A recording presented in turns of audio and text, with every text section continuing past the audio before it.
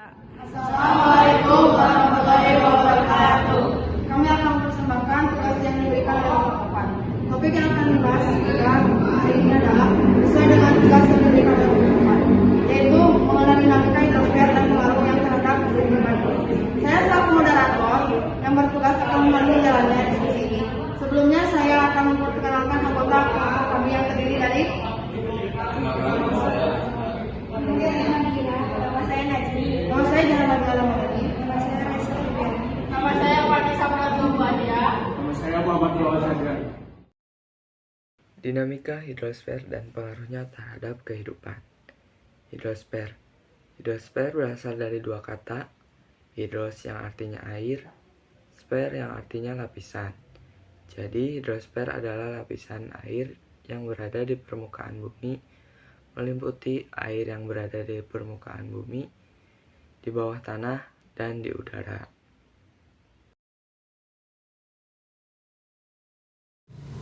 Siklus hidrologi dan unsurnya. Poin yang pertama di sini ada pengertian dari hidrologi. Hidrologi yaitu lapisan air yang ada di permukaan bumi, baik yang berbentuk cair, padat, maupun gas. Nah, jadi hidrologi ini berasal dari bahasa Yunani, yaitu hidrologia, yang artinya ilmu air. Lebih lengkapnya, hidrologi ini yaitu cabang ilmu geografi yang mempelajari tentang pergerakan, distribusi, dan kualitas air yang ada di bumi, baik yang ada di darat maupun di udara. Hidrologi juga mempelajari perilaku hujan, terutama meliputi periode ulang curah hujan karena berkaitan dengan perhitungan banjir. Ilmu hidrologi sudah dikenal sejak zaman 1608 Masehi, dan orang yang ahli di dalam bidang ilmu hidrologi disebut hidrolog. Poin yang kedua yaitu di sini ada proses siklus air.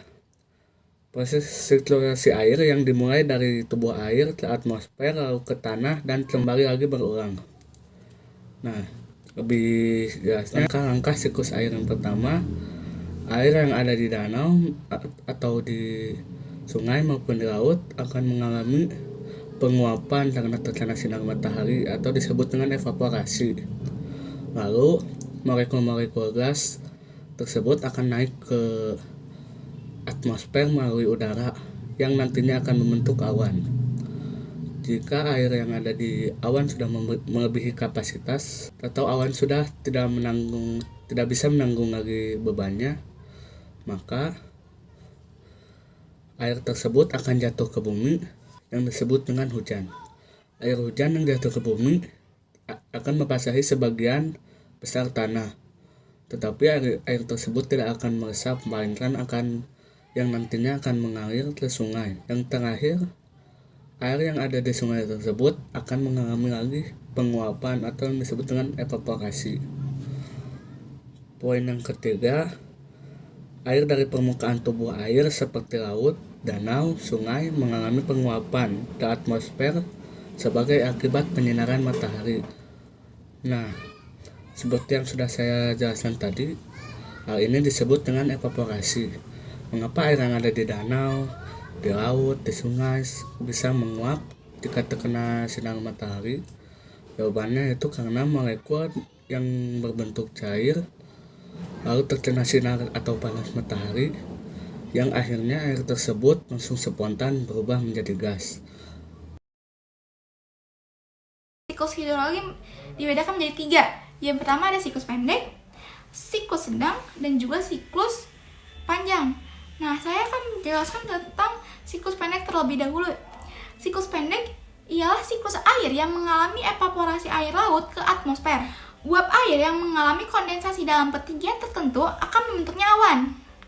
Dan awan yang tidak kuat menahan beban air akan mengalami presipitasi. Lalu turunlah hujan yang jatuh kembali ke laut. Nah, yang kedua ada siklus sedang. Siklus sedang tuh sama aja sama siklus pendek. Jadi air yang mengalami evaporasi, terkondensasi, dan terbentuknya awan. Lalu turunlah hujan. Bedanya kalau siklus sedang nih turunnya ke darat. Jadi, ketika sudah mengalami kondensasi, awan bisa mengalami arifikasi juga. Nah, yang ketiga, ada siklus panjang. Siklus panjang itu tahapannya lebih kompleks karena dipengaruhi oleh ketinggian tempat. Jadi, uap air mengenai lapisan udara. Terus, mengenai lapisan udara dingin. Jadi, turunlah hujan. Namun, hujannya hujan salju dan juga membentuk bongkahan es juga. Biasanya terjadi di pegunungan tinggi.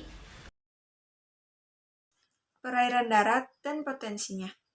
Berbagai jenis perairan yang terdapat di permukaan bumi, diantaranya adalah sungai, danau, rawa, dan air tanah. Perairan darat dibagi menjadi dua, yaitu air permukaan dan air tanah. 1. Air permukaan. Seperti diketahui bahwa kurang lebih 70% permukaan bumi tertutup air dan kurang lebih 30% tertutup daratan. Air terdiri atas bahan padat, cair, dan gas. Bahan padat terdiri atas es dan gletser.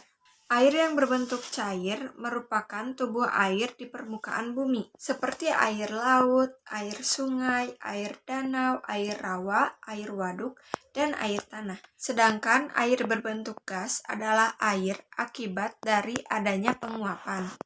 A. Kejadian air permukaan. Air hujan yang jatuh ke permukaan bumi sebagian mengalir ke permukaan tanah dan sebagian lagi menyerap ke dalam tanah. Air yang mengalir ke permukaan tanah dikenal sebagai runoff dan air yang menyerap ke dalam tanah disebut dengan air tanah. B. Potensi air permukaan dan pemanfaatannya. Ada beberapa potensi air permukaan dan pemanfaatannya. Potensi air permukaan dipengaruhi oleh beberapa faktor seperti iklim, topografi, jenis tanah, karakteristik DAS, dan vegetasi. Adapun pemanfaatan air permukaan untuk irigasi, air minum, dan keperluan rumah tangga lainnya, industri, tenaga listrik, dan lalu lintas. Yang mempengaruhi potensi air di permukaan bumi ada 5. 1. Iklim adalah keadaan udara rata-rata pada wilayah yang relatif luas dan dalam waktu yang lama, serta sifatnya relatif tepat. Iklim juga didefinisikan sebagai kebiasaan dan karakter cuaca yang terjadi di suatu tempat atau daerah. 2. Topografi adalah istilah luas yang digunakan untuk menggambarkan studi terpencil dari permukaan bumi. Ini termasuk perubahan di permukaan seperti gunung, lembah, serta fitur seperti sungai, jalan. 3. Tanah. Pada dasarnya memiliki berbagai pengertian yang berbeda dilihat dari sudut pandangnya, namun secara umum diartikan sebagai bahan padat dari hasil interaksi pelapukan dan aktivitas biologis. 4.